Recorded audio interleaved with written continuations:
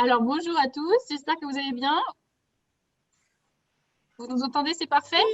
Ok. Bon, il y a un petit temps de décalage, on va se roder doucement. Donc, moi, je m'appelle Lisa, je travaille à la Cité des sciences et de l'industrie. Mon travail, c'est de faire se rencontrer des spécialistes et du grand public. Alors, le grand public, c'est les familles, les classes comme vous, les gens qui sont à la retraite, les étudiants, voilà, plein de gens différents et on les fait rencontrer des spécialistes. Et aujourd'hui, eh bien, on rencontre Claire Lecoeuvre, qui est journaliste scientifique et autrice, que vous devez voir dans le petit écran en dessous de moi ou à côté de moi. Elle va nous raconter ce qu'elle fait, elle va nous parler du vivant, de la nature, et je vais lui laisser la parole tout de suite, et si ça vous va, on va démarrer la conférence maintenant. Je vous souhaite une bonne séance, à tout de suite. Bonjour à tous. Pour le coup, est-ce que vous m'entendez tous bien? Super. Parfait. Et ben moi, je suis très heureuse d'être avec vous aujourd'hui pour vous parler de nature. Effectivement, je vais vous en dire un petit peu plus. Moi, je suis journaliste scientifique et autrice de livres pour enfants. Ça veut dire que j'écris des articles à partir du travail de plein de chercheurs et j'essaye de faire des livres sur certains sujets très précis pour raconter justement ce que ces chercheurs ont découvert dans leur laboratoire ou dans la nature. Et entre autres, pour cette rencontre avec vous, je me suis beaucoup appuyée sur un livre que j'ai écrit qui s'appelle « La loi de l'entraide » et qui raconte justement comment les animaux et les êtres humains s'entraident dans la nature pour plein de choses. Je vais vous en parler un petit peu plus. Ce que je vous propose en fait aujourd'hui, c'est de faire une petite balade dans plein de lieux différents du monde. Et puis, je vais vous poser 2-3 questions. Vous allez me dire voilà, ce que vous voyez et ce que vous comprenez des photos que je vais vous montrer. Est-ce que ça vous va? Très bien. Alors, c'est parti. Il faut que je vous partage mon écran. Hop. Comme ceci. Voilà. Est-ce que vous voyez tous une photo là? Non. Super, je vais la mettre en très grand. Voilà. Super. Alors, qu'est-ce que vous voyez là? Un arbre, c'est ça? Alors, peut-être que je vais avoir besoin de la maîtresse pour être sûre de tout comprendre dans ce qui se dit. Donc, un arbre, ok, exactement. Et alors, l'arbre, il est dans un endroit qui est comment, selon vous?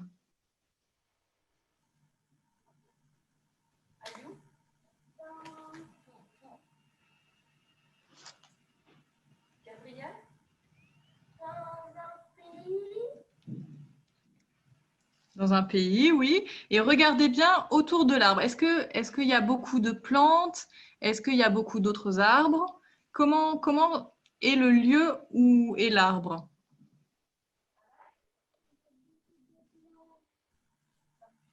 Il y a beaucoup de plantes. Alors, est-ce que vous pensez tous qu'il y a beaucoup de plantes? Bon, mince. Alors, mon exemple ne marche pas. Alors, pour moi, je trouve qu'il n'y a pas beaucoup de plantes dans ce lieu. Effectivement, on voit quelques touffes de plantes, mais sinon, on voit surtout le sol qui ressemble à du sable et qui est du sable ou de la roche. En fait, ce lieu, c'est ce qu'on appelle un désert. Est-ce que vous avez déjà entendu ce mot? Oui. Et pour vous, c'est quoi un désert?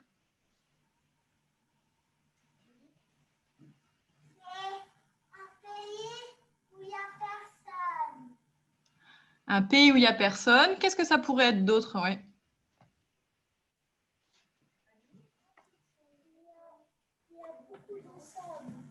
Un pays où il y a beaucoup de sable, un lieu où il y a beaucoup de sable, oui, en effet.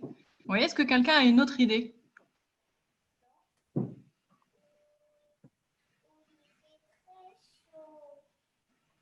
Alors, j'ai pas entendu.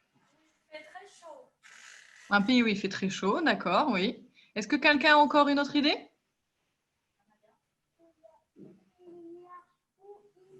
pas beaucoup d'eau.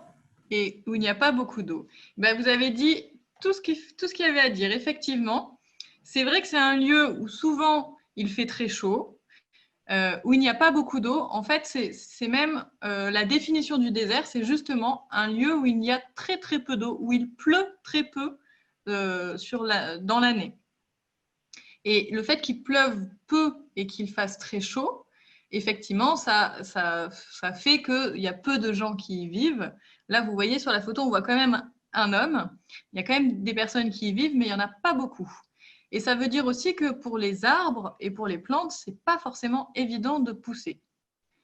Alors, je vais vous montrer une autre photo d'un autre désert qui est proche. Est-ce que là, vous voyez des arbres? Non, alors il y a des oui, il y a des non, mais effectivement, là, il n'y a pas vraiment d'arbres, il y a plutôt des touffes d'herbe. Et à votre avis, est-ce que vous pensez que l'arbre qu'on a vu juste avant, il pourrait pousser facilement dans un lieu comme ceci?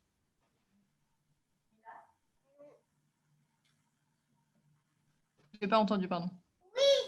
Oui, d'accord. Est-ce que tout le monde pense qu'il peut pousser facilement? D'accord, vous n'êtes pas tous d'accord. Est-ce que l'enfant qui a dit oui pourrait expliquer pourquoi lui, il pense que cet arbre pourrait pousser sans problème? Parce que, d'abord, ça pourrait pousser autour et après, ça pousse au milieu. Autour des plantes et ensuite au milieu des plantes? C'est ça? Oui. Oui, ok. D'accord. Et ceux qui ont dit non, pourquoi vous dites non? Pourquoi vous pensez que l'arbre, il ne pousserait pas facilement ici? Ouais. Parce que, en fait, le sable, on dirait qu'il est un peu dur. Les enfants qui pensent qu'un arbre ne peut pas pousser facilement ici, est-ce qu'ils peuvent me dire pourquoi ils pensent que ce serait difficile de pousser ici? On a une enfant qui a dit parce que le sable a l'air d'être dur. D'accord. Ok. Parce que le sable est dur, oui. Parce qu'il n'y a pas d'eau. Parce qu'il n'y a pas d'eau, oui, tout à fait, ouais. Parce qu'il fait chaud. Parce qu'il fait chaud, d'accord. Donc, pour un petit peu, vous dites toutes les raisons qui expliquent que c'est un désert. Ok. Et alors, c'est très intéressant ce que vous avez dit parce que donc d'un côté, il y en a qui disent qu'effectivement, l'arbre, il va avoir des difficultés à pousser parce qu'il n'aura pas d'eau, parce qu'il fera chaud, parce que le sol est dur. Et il y a d'autres enfants qui pensent qu'il pourra quand même pousser autour des plantes. Et donc, peut-être que pour cet enfant, il pensait que c'était difficile, c'était le fait qu'il y ait des plantes déjà présentes. Alors, je vais vous montrer une autre photo. Donc ça, c'est l'arbre qui pousse. Et je ne sais pas si vous voyez, mais au pied de l'arbre, il y a plein de plantes, justement. Et alors, en fait, ce qui est très étonnant ici, je reviens juste en avant, c'est que, en fait, les chercheurs ont observé que c'est grâce à ces plantes, ces touffes de plantes, que l'arbre peut grandir, au contraire. C'est étonnant parce que, comme vous le disiez, on pense que c'est pas lié à ça, c'est pas possible. Et ben, en fait, ces petites boules de plantes, elles aident l'arbre à pousser. Je vous dis pourquoi. En fait, ces petites boules, elles permettent qu'il y ait des graines qui tombent dans le sol et qui puissent se développer. Et elles empêchent les animaux de venir manger ces petites pousses. En fait, elles les protègent. Et comme elles ont réussi à pousser, elles permettent de garder de l'eau à cet endroit et leurs racines apportent de la nourriture aux petits arbres qui sont en train de pousser. Donc en fait, c'est comme un petit bocal protecteur qui va permettre à la graine de pousser, à l'arbre de se former. Et une fois que l'arbre sera grand, eh ben, ce sera l'inverse. C'est l'arbre qui va faire de l'ombre aux herbes, comme vous voyez en bas là, qui va apporter de nouveaux nutriments et qui va aussi garder de l'eau à son pied. Donc en fait, on a l'impression que c'est l'inverse, que c'est étonnant, mais en fait, c'est le fait qu'il y ait des petites plantes vont permettre aux grands arbres de pousser. Est-ce que ça vous paraît étonnant? Oui. Et ben, en effet, souvent, on dit que les plantes ou les animaux, ils ont plutôt tendance à être en compétition, c'est-à-dire à ne pas céder, à avoir besoin des mêmes ressources, c'est-à-dire de l'eau, des éléments qui vont les nourrir, qui sont dans le sol, et qui vont un peu se battre pour réussir à avoir cette nourriture et cette eau. Et ben, ça, c'est un exemple qui montre qu'en fait, ce n'est pas toujours vrai. Parfois, les plantes peuvent céder et les animaux peuvent céder aussi. Est-ce que vous voulez aller découvrir un autre lieu ou peut-être est-ce que vous avez des questions sur ces arbres et sur ces petites plantes dans le désert? Oui. L'eau, elle est jaune. Ah oui, alors sur cette photo, effectivement, c'est une photo qui est un peu jaunâtre, mais c'est pas lié à l'eau. C'est juste que la photo est un peu est très petite et que j'ai dû beaucoup l'agrandir pour que vous puissiez bien voir. Mais en fait, voilà, ça donne une couleur un peu jaune, mais c'est pas l'eau, c'est la photo qui fait ça. Et en réalité, le sol est très jaune puisque c'est du sable, mais les arbres et les plantes sont plus vertes. Est-ce qu'il y a d'autres questions?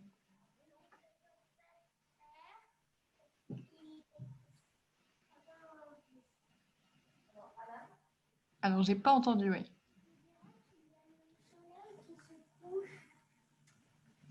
Ça donne l'impression que le soleil se couche, c'est ça? Oui. Oui, effectivement, la couleur rouge, ça donne l'impression que le soleil se couche. Mais là, c'est vrai que c'est pas le cas non plus. Il y a des rochers juste devant les arbres. Ah oui. Alors, en bas des arbres, c'est des petits buissons. Et au-dessus, tu as raison, il y a des rochers, mais ils sont au-dessus. C'est parce que, en fait, dans le désert, là, c'est le désert du Sahara en Afrique. Et effectivement, il y a des zones aussi très rocheuses. Et donc, il y a des gros rochers qui sont au milieu du sable, effectivement. Mais ça ne gêne pas du tout. Ils ne sont pas aux mêmes endroits que là où les arbres et les plantes vont pousser.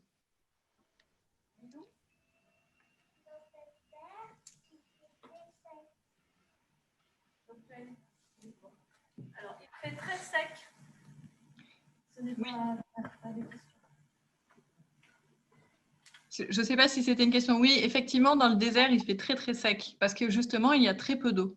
Et c'est pour ça que c'est difficile pour les plantes de pousser, mais elles y arrivent quand même. Je vous propose de passer dans un autre lieu. Cette fois, on va plonger sous l'eau. Alors, attention. Est-ce que vous voyez tous bien? Il n'y a Il y rien. a un petit décalage. Ah, oui.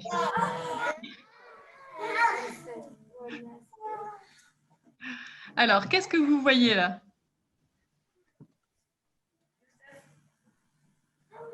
Un gros poisson. Il y a un gros poisson, oui. Est-ce que vous voyez d'autres choses? Un petit poisson qui se fait manger par un gros poisson. Alors, un petit poisson qui se fait manger par l'autre poisson. Est-ce que vous pensez tous que ce petit poisson-là, il est en danger et il va se faire manger? Ah, et ben, c'est vrai que c'est l'impression qu'on peut avoir quand on le voit comme ça. Mais en fait, ce n'est pas le cas. C'est trompeur. En fait, ce poisson, il n'est pas du tout en danger. Je vais vous montrer une autre photo. On le voit un peu différemment. C'est ce même poisson. Effectivement, il est dans la bouche du grand, mais il ne va pas se faire manger. À votre avis, qu'est-ce qu'il peut faire ce petit poisson dans la bouche de ce grand poisson? C'est lui qui a décidé d'aller dans la bouche du grand poisson. Mais à votre avis, qu'est-ce qu'il peut y faire s'il ne va pas se faire manger? Alors, j'ai pas entendu. Il va laver ses dents. Il va lui laver les dents. Ouais, très bien. Est-ce qu'il y a d'autres enfants qui ont une autre idée? Pour se reposer. Pour se reposer. Pourquoi pas, oui. Qu'est-ce que ça pourrait être d'autre? Qu'est-ce qu'il pourrait faire d'autre? Je n'ai pas entendu. Récupérer ses glaires. Pourquoi pas? Du gros poisson?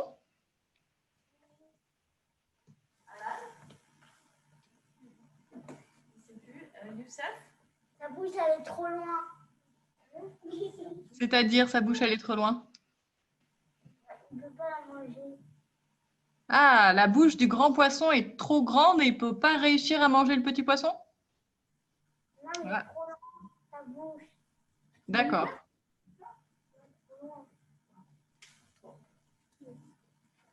Donc il ne réussit pas à manger le petit poisson, c'est ça? Ok. Oui, alors ça pourrait être aussi une explication. Alors là, ce n'est pas le cas. Il pourrait très bien le manger, mais il se trouve qu'il y en a parmi vous qui l'ont dit. En effet, le petit poisson, il est allé dans la bouche du grand, alors pas pour lui nettoyer les dents, mais pour le nettoyer quand même. En fait, effectivement, le tout petit poisson, il s'appelle un labre. C'est un labre nettoyeur. Et justement, il s'appelle labre nettoyeur parce qu'il nettoie les autres poissons. En fait, il va manger des petits bouts de peau qui sont un peu mortes ou des petits parasites qui sont sur la peau. Et donc là, il nettoie la bouche de cette murène. Et il y en a d'autres qui nettoient aussi le reste du corps. Par exemple, alors on voit ce même petit labre qui est dans la bouche de ce poisson, qui est en train de lui nettoyer la bouche. Et il va aussi nettoyer l'ensemble du corps du poisson. Et ça, à votre avis, est-ce que c'est intéressant pour le petit poisson ou pour le gros poisson? Qu'est-ce que ça peut apporter à l'un ou à l'autre?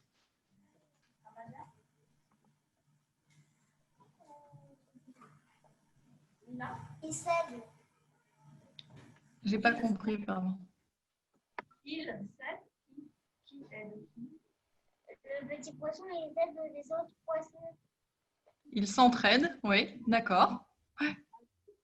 Et alors pourquoi? Quel est l'intérêt pour le grand poisson, par exemple? On devrait aspirer le petit poisson. On demande comment et quand est-ce que ça aide le grand poisson. Non? Parce que peut-être le gros poisson, il est content d'être grand. Alors, j'ai pas entendu non plus. Peut-être que le gros poisson est content d'être propre. Oui, très bien. Oui, par exemple, oui. Effectivement, le gros poisson, en fait, il se fait nettoyer. Donc, lui, il est plutôt content. En fait, déjà, le fait d'être nettoyé, ça lui permet d'enlever les êtres vivants qui sont plutôt néfastes pour lui, donc des petits parasites qui pourraient amener des maladies. Donc, lui, ça le nettoie. Et à l'inverse, le petit poisson, ben, ça lui permet de se nourrir parce que lui, il se nourrit de ces petites peaux mortes et de ces parasites. Donc, en fait, le fait que ce petit poisson il aille nettoyer les autres, c'est positif pour les deux animaux, pour le petit poisson et pour le grand poisson. Et ça peut paraître étonnant, mais c'est une sorte d'équilibre qui se crée entre les deux. Et ça, c'est plutôt très bien. J'imagine que vous, ça vous arrive entre vous de vous aider. Est-ce que parfois vous vous aidez les uns les autres? Oui, oui et non, j'imagine, il y a un peu des deux. Mais est-ce que quand vous vous aidez, c'est bien pour la personne que vous allez aider, mais c'est bien pour vous aussi? Par exemple, je ne sais pas, mais si quand vous mangez ensemble, il y en a l'un d'entre vous qui n'aime pas son plat de pâtes et qu'il y en a un autre qui adore les pâtes, et ben peut-être que ça va faire plaisir à celui qui aime les pâtes d'aider l'autre pour manger son plat de pâtes, et celui qui aura moins de pâtes à manger quand il les aime pas, il sera plus content. Donc, ça va vous aider les deux qui vont participer à cet échange. Et à votre avis, comment on dit quand on fait l'inverse d'aider? Comment on appelle ça? Qu'est-ce que ça peut être quand on ne s'aide pas? Être gentil. Ne pas être gentil, oui. Comment on peut dire aussi? Oui. Méchant. Être méchant. Vous avez d'autres idées? Julie? Être injuste, d'accord. Ouais.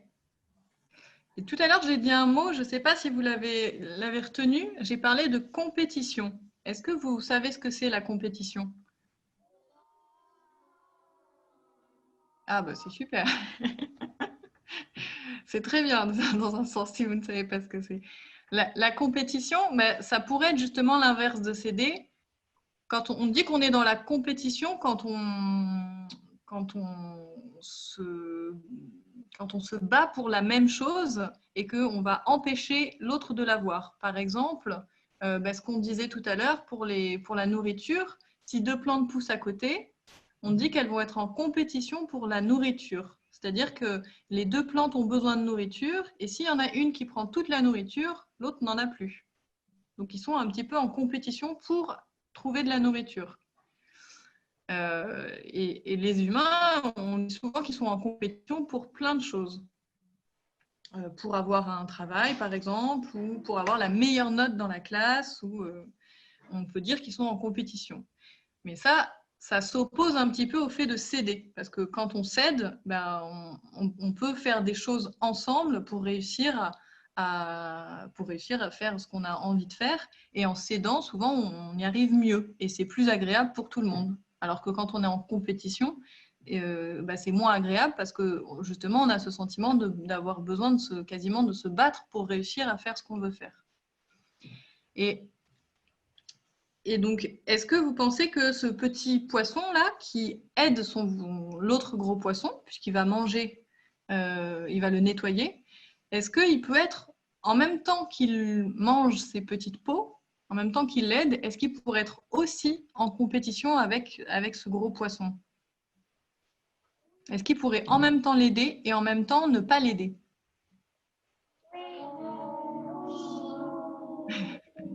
Alors, il y en a qui disent oui, il y en a qui disent non, c'est pas évident. Eh bien, en effet, en fait, ce petit poisson, parfois, il triche. C'est-à-dire que normalement, il va nettoyer le poisson et c'est tout. Et l'autre poisson va revenir régulièrement pour se faire nettoyer. Et d'ailleurs, je voulais vous montrer, voilà, cette photo. Le poisson, il est au-dessus du gros. Et en fait, il est en train de masser le poisson. Parce que quand un poisson a besoin d'être nettoyé, parfois il va voir directement les petits labres nettoyeurs, mais parfois pas trop. Et donc le labre nettoyeur, il a quand même faim, il a quand même besoin de manger. Donc il va venir toucher les poissons pour leur dire « Coucou, je suis là, est-ce que tu as besoin de te faire nettoyer ?»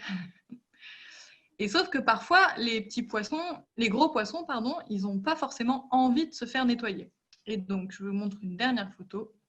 Donc là, par exemple, le labre, il est en train de nettoyer ce gros poisson, mais il fait un peu plus que ça, il est en train de lui manger une écaille. Et ça, le gros poisson, ça lui fait mal quand on lui mange l'écaille. Et donc, en fait, le petit poisson, il est en train de tricher là. Il n'est pas du tout en train de le nettoyer, il est en train de lui faire mal.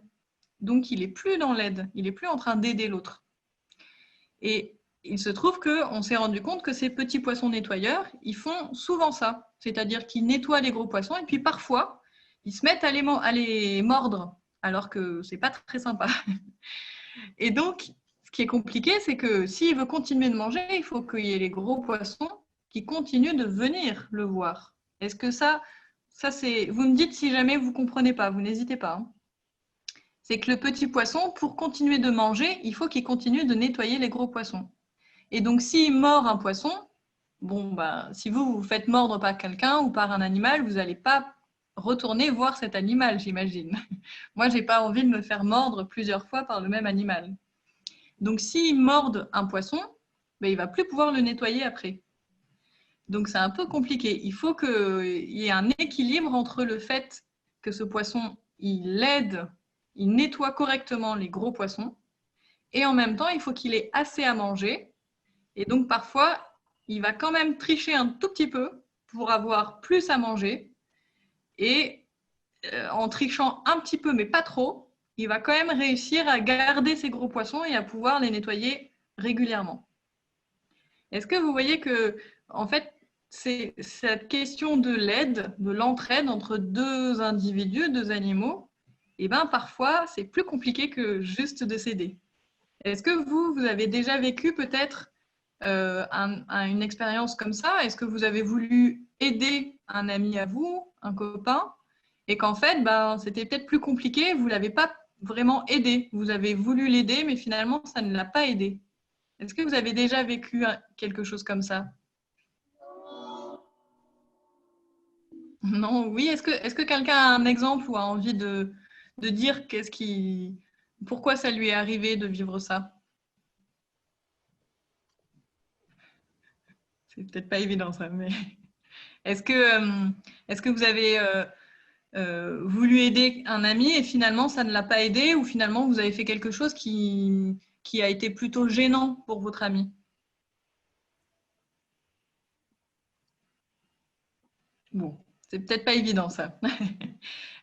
Donc c'était juste pour vous dire que parfois voilà, on pense aider et en fait c'est pas forcément ce qu'on fait. Donc c'est toujours une question d'équilibre. Et dans la nature, eh ben l'équilibre il se fait en fonction de ce dont a besoin chaque individu. Ce petit poisson il a besoin de manger et donc il faut qu'il continue à nettoyer ses poissons.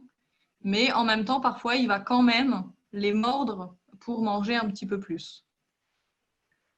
Est-ce que vous avez compris la différence entre, comment le petit poisson il fait pour manger et la relation qu'il a avec le gros poisson?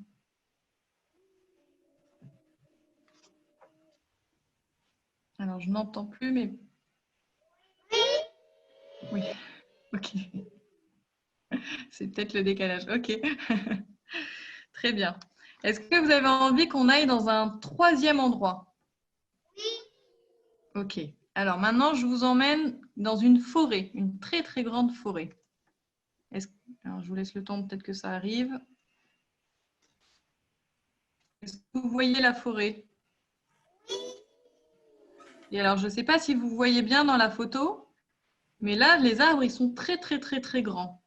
C'est une très très grande forêt d'Afrique aussi encore.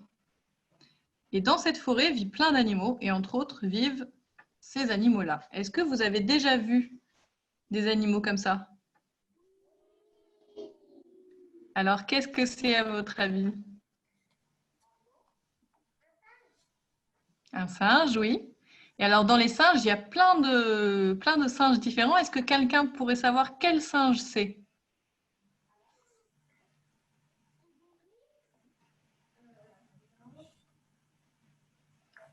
Alors, j'ai pas entendu, pardon. On a dit un gorille, un chimpanzé. D'accord. Gorille, chimpanzé, il y a une bonne réponse dans les deux.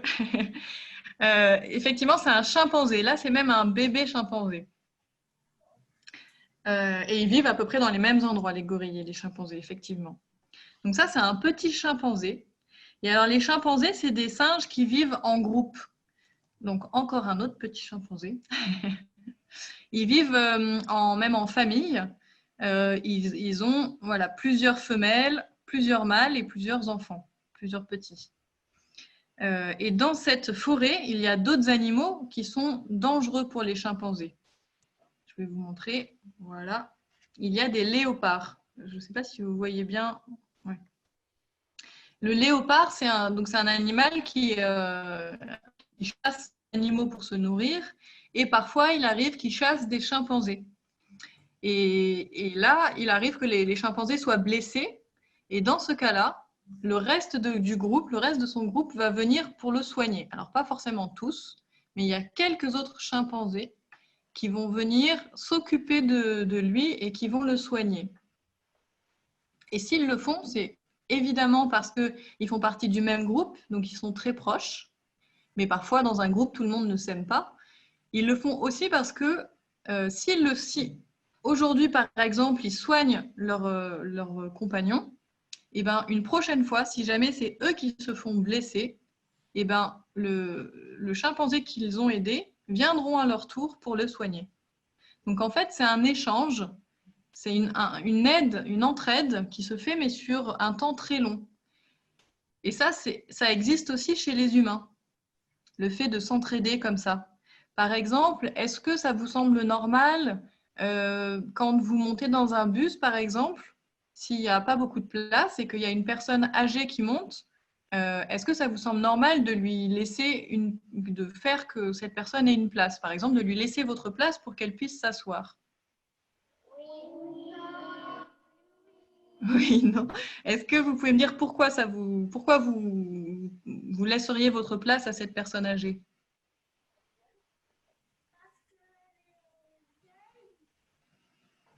Alors, j'ai pas entendu, désolée. Elle est vieille. Parce qu'elle est vieille, d'accord, oui. Et ça veut dire quoi qu'elle soit vieille? Qu'est-ce que ça fait?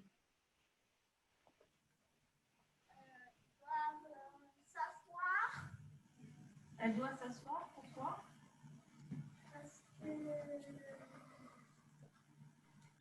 Dago?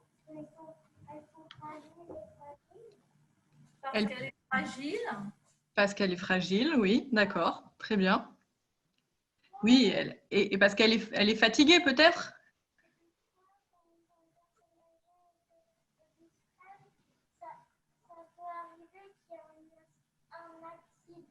Oui, là on demandait si on lui laisse la place. Pourquoi? Quelle raison?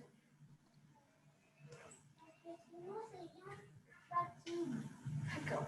Parce que ses jambes fatiguent. Oui, ses jambes fatiguent. Et si jamais il y a un accident, peut-être qu'effectivement, si elle est assise, il y aura moins de danger pour elle. Ça peut être plein de choses, effectivement. Donc, effectivement, vous me dites que pour vous, c'est normal, si une personne est plus fragile que vous, de lui laisser votre place pour qu'elle puisse se reposer, qu'elle puisse être bien, se sentir bien. Et bien, vous voyez, ça, c'est typiquement un exemple entre êtres humains, de l'entraide sur du temps long. Même si on ne se connaît pas, parce que, évidemment, nous, on vit dans des sociétés où il y a beaucoup, beaucoup de monde. On ne se connaît pas tous, mais dans un groupe plus petit, ça fonctionne pareil. On va s'aider parce qu'on pense que la personne en face a besoin de se reposer, a besoin d'aide à un moment donné. Et ça veut dire aussi que plus tard, quand nous, on sera vieux, d'autres personnes nous laisseront leur place pour qu'on puisse se reposer. Donc, en fait, si on s'entraide, eh ben, dans notre groupe, de là où on vit, dans notre société, d'autres personnes vont nous aider quand on en aura besoin. Et à votre avis, est-ce que quand on vit, est-ce que c'est plus agréable de s'aider comme ça quand on en a besoin ou d'être en compétition et au contraire de ne pas penser à l'autre, de ne pas aider les autres?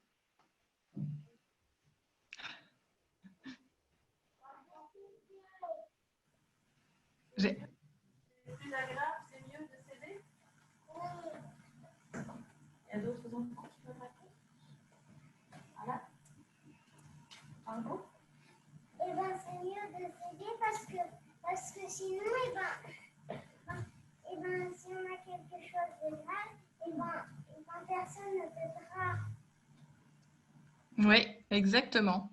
C'est un petit peu ça, en effet. Et en fait, ce n'est pas quelque chose auquel on pense toujours, c'est-à-dire qu'on ne se pose pas la question de pourquoi on va aider les autres, mais en fait, assez naturellement, entre humains, entre êtres humains, on s'est aidé parce qu'on vit tous ensemble. Et donc, si on ne s'aide pas, d'une part, personne ne nous aidera, tu as raison.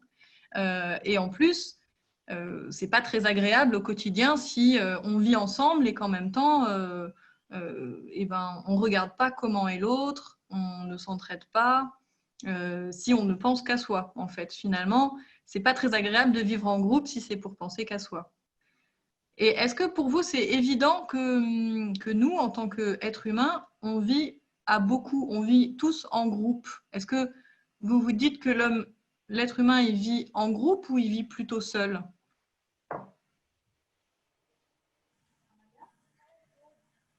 En groupe? Ayou? En groupe? Gabriel? En groupe. Voilà. En groupe. Vous êtes tous d'accord? Oui. D'accord, donc pour vous, c'est plutôt évident. Ok. Et ça, c'est une grande question en fait. Si pour vous, ça semble évident, pour plein de chercheurs et de personnes qui réfléchissent à comment l'être humain vit ensemble et comment il a vécu pendant des centaines et des milliers d'années, c'était pas forcément si évident. C'est-à-dire qu'on s'est posé la question de comment vit l'être humain et comment il s'organise en groupe. Et donc aujourd'hui, effectivement, on s'est rendu compte que, d'une part, l'homme vit en groupe depuis très longtemps et que pour vivre en groupe, eh ben, en fait, il a développé cette capacité de s'aider naturellement. Ce qui fait qu'aujourd'hui, on ne pense même plus à s'entraider, c'est assez naturel. Et en fait, on a même fait des tests comme ça chez des enfants. On a essayé avec des tout petits enfants, des enfants encore plus petits que vous. On les a mis dans une salle avec d'autres adultes qui, par exemple, faisaient tomber un stylo ou portaient des livres très très lourds et avaient besoin qu'on ouvre une porte pour qu'ils puissent passer. Et bien, ces enfants, sans se poser de questions, ils sont allés aider l'adulte. Ils ont ramené le stylo, ou ils ont ouvert la porte, ou ils ont aidé à tenir les livres. Ils ne se sont pas posé la question. Et donc, en faisant ces tests, les chercheurs ils se sont dit qu'en fait, effectivement, quand on naissait, tous les êtres humains naissaient avec la capacité d'aider les autres sans se poser de questions. Et ça, c'est plutôt agréable déjà de le savoir, parce que ça veut dire qu'en fait, nous sommes tous capables de nous aider et de vivre ensemble en nous aidant. Donc, l'idée d'aujourd'hui, c'était un peu de vous montrer que dans la nature, il y a plein d'animaux, plein d'êtres vivants et plein d'espèces qui s'entraident tout le temps. Il y en a d'autres qui sont aussi en compétition. C'est toujours un équilibre entre les deux, parce que chaque individu a besoin de se nourrir, a besoin d'être protégé par rapport à des prédateurs, aux animaux ou aux plantes qui pourraient les manger, aux animaux. Et il a besoin de se reproduire, de faire des petits. Et donc, en fonction de ces besoins-là, chaque individu trouve un équilibre entre aider un autre individu ou une autre espèce et être en compétition. Est-ce que ça vous... Enfin, voilà, est-ce que vous avez des questions sur ça, sur le fait qu'on puisse s'aider ou être en compétition et que les animaux et les plantes puissent faire la même chose? Peut-être. Est-ce que... je ne sais pas si, ne serait-ce que pour vous, c'est... est-ce que ça semble simple ou est-ce que vous avez des questions pour que j'explique un petit peu mieux?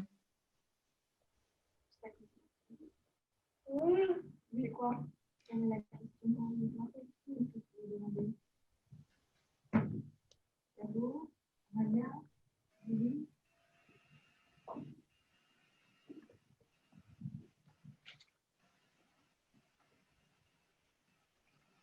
Est-ce que vous avez des questions sur les animaux qu'on a vus, sur les exemples qu'on a vus? Est-ce que vous avez des questions sur ce que je vous ai montré et auxquelles je pourrais répondre?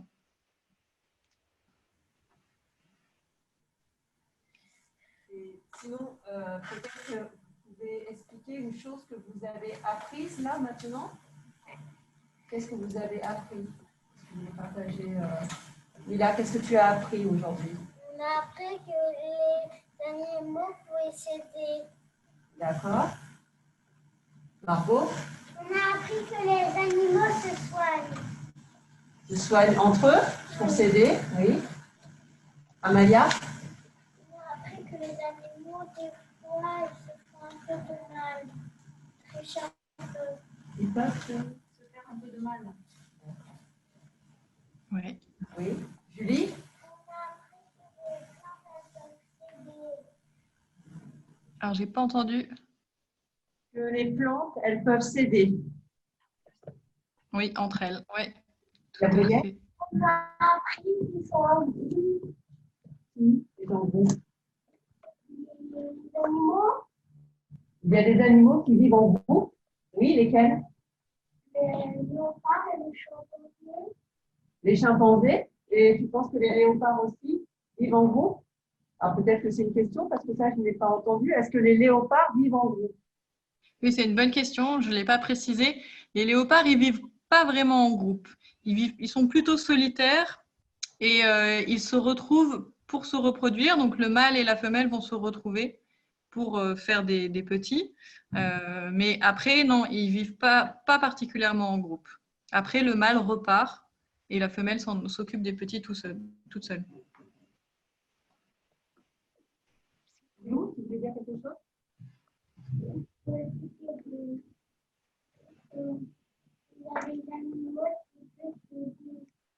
Oui. Il y a des animaux qui peuvent s'aider, oui. Ouais. Est-ce que, si vous voulez, je peux vous montrer un exemple d'aide entre plantes et animaux? Et c'est quelque chose qu'on peut voir très facilement. Si vous sortez et que vous allez dans un parc, dans un jardin, dans une prairie, vous allez pouvoir voir ça très facilement. Est-ce que je vous montre ça? Oui. Allez. Il faut juste que je retrouve. Hop. Je vous montre la photo, je retourne pour la trouver. Et peut-être que ce soir, en rentrant de l'école, et retourner jusqu'à chez vous, vous allez peut-être regarder sur le chemin si vous voyez des animaux qu'on envoie et vous allez peut-être observer que certains s'entraident.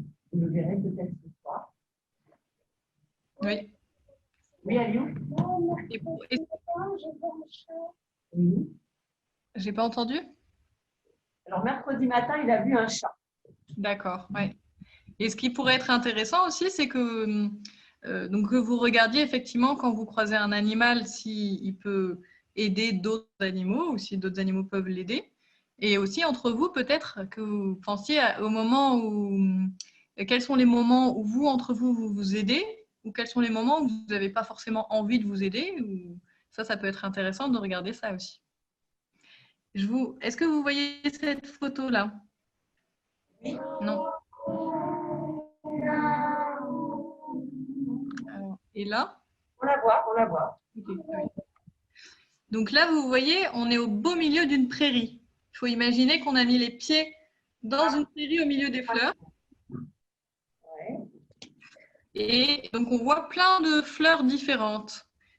Et les toutes premières qu'on voit, c'est des trèfles, les fleurs violettes. Je ne sais pas si vous les voyez. Est-ce que vous avez tous déjà vu des trèfles? On parle des trèfles. Oui et non. Donc... Ok. Alors, les trèfles, c'est des plantes qu'on voit assez facilement, effectivement. Alors, plutôt que de chercher des trèfles à 4 feuilles, cherchez les trèfles à 3 feuilles. Ils sont plus courants et ils font des très belles fleurs. Et si vous les sentez, ces fleurs, elles sentent très bon. Alors là, ce n'est pas la bonne période. Il faudra attendre le printemps. Mais c'est des fleurs qui sentent très, très bon. Et alors, peut-être, à votre avis, pourquoi les fleurs sentent bon? À quoi ça sert de sentir bon pour des fleurs?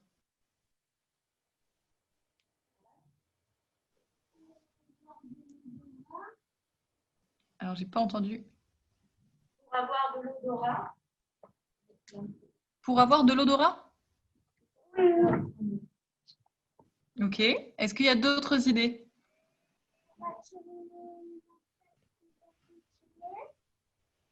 Pareil. Pour qu'il y ait des insectes qui viennent butiner, d'accord. Ça, c'est évident pour tout le monde?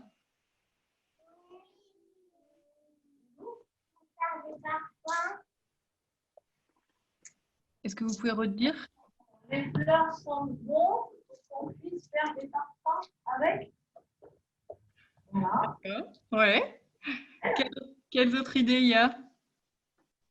Vous voulez dire, il y a un chat dans mon immeuble. Un petit chat. D'accord. Ok. Ok. Est-ce que quelqu'un a une autre idée pourquoi les fleurs sentent bon? Non? Alors, vous avez eu plein de bonnes idées et effectivement, elles peuvent servir à plein de choses. Le fait que les fleurs sentent bon, nous, en tant qu'humains, ça nous fait plaisir. On peut faire des bouquets, des parfums, effectivement. Mais si les fleurs ont un parfum, c'est pour leur servir à quelque chose. Et donc, effectivement, quelqu'un l'a dit, c'est pour attirer les insectes. Parce que les insectes, ils vont venir sur la fleur et ils vont se nourrir. Ils mangent ce qu'on appelle le nectar. En fait, ce qui sent bon dans la fleur, c'est ce nectar. C'est un liquide qui se trouve au milieu de la fleur en général, ou dans ce que vous voyez là, les petites tiges violettes, c'est le pistil, c'est un élément de la fleur dans lequel se trouve le nectar. Et donc les insectes, ils viennent se nourrir de ce nectar. Donc c'est pratique pour eux. Et quel est l'intérêt pour la fleur que des insectes viennent sur elle, à votre avis? Ah, il y a plein de doigts levés.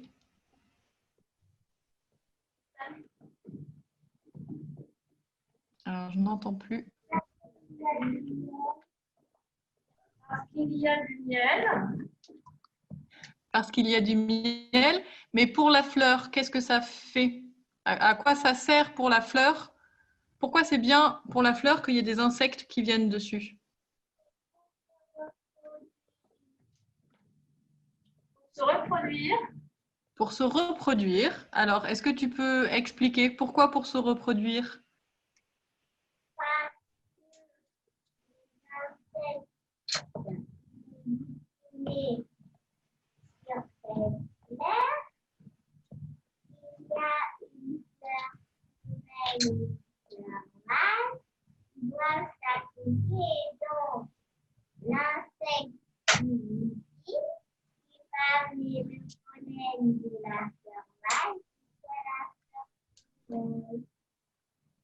Super, ouais, effectivement. Je vais vous montrer une autre photo. Alors, je vais même passer, donc les insectes, il y en a plein, mais je reviendrai, je vais vous montrer. Est-ce que vous la voyez là? Oui.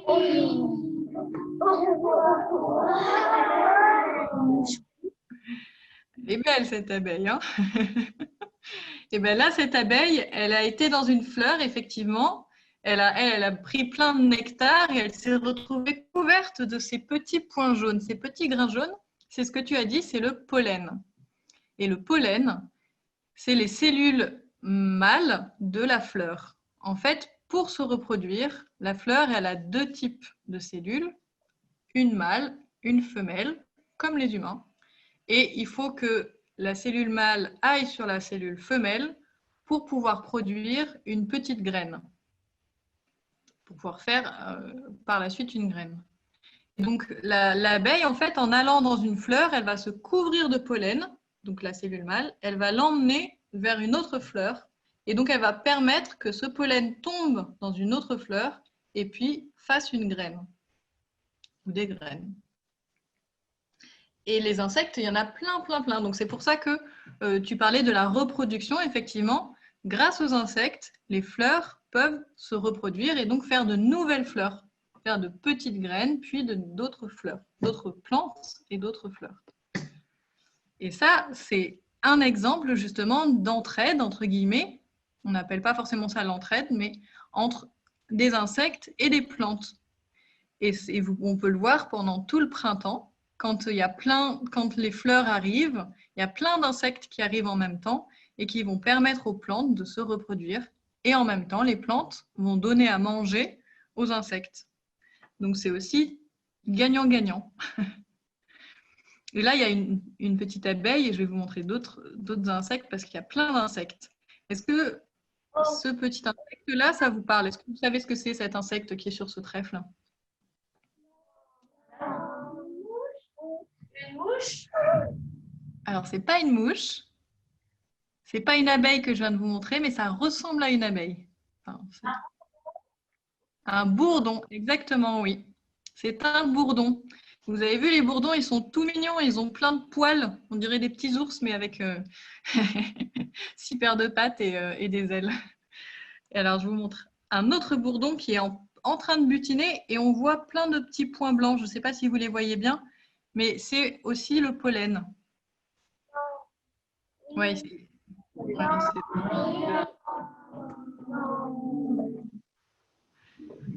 et ça, par contre, c'est une abeille. Elle est un peu plus petite que le bourdon. Elle n'a pas la même couleur. Et c'est pareil, c'est une abeille qui est en train de butiner une fleur de trèfle. Hop, je vais vous en montrer. Et alors ça, c'est un papillon. Ouais, c'est un très beau papillon qu'on retrouve vous pouvez le voir très facilement. Il se trouve un petit peu partout en France, dans les jardins, dans les prairies, là où il y a des trèfles. Et les papillons aussi permettent aux fleurs de se reproduire. Les papillons, ils ont une petite trompe, alors là, c'est vrai qu'on ne le voit pas trop, mais qui leur permettent d'aller chercher le nectar dans les fleurs. Et eux aussi, ils transportent un peu de pollen. Et je crois que j'en avais une autre. Voilà. Et alors là, c'est pour vous montrer, voilà, là, c'est une abeille qui est dans une autre fleur. Là, ce n'est pas une fleur de trèfle, et qui est en train de se couvrir de pollen. Alors, est-ce que ça vous fait voir un petit peu autrement les plantes qui sont autour de vous? Est-ce que la prochaine fois, vous pourrez regarder les plantes autour de vous en vous disant, tiens, là, il y a des insectes et les insectes vont aider la plante et la plante vont aider l'insecte.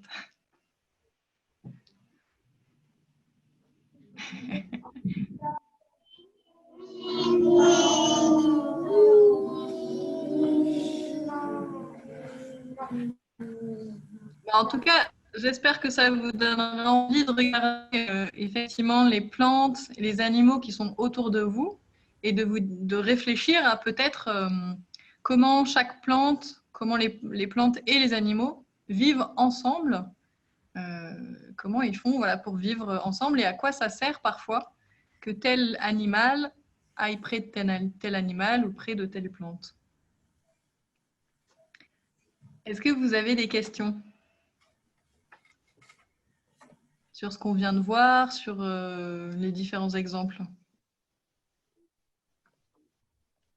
Je pense que vous avez très bien expliqué. Ok.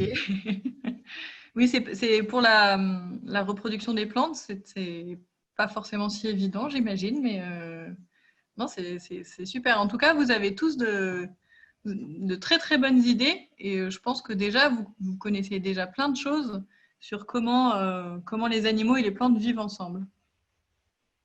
Donc, bravo à vous. Merci beaucoup. Et... Merci beaucoup à vous.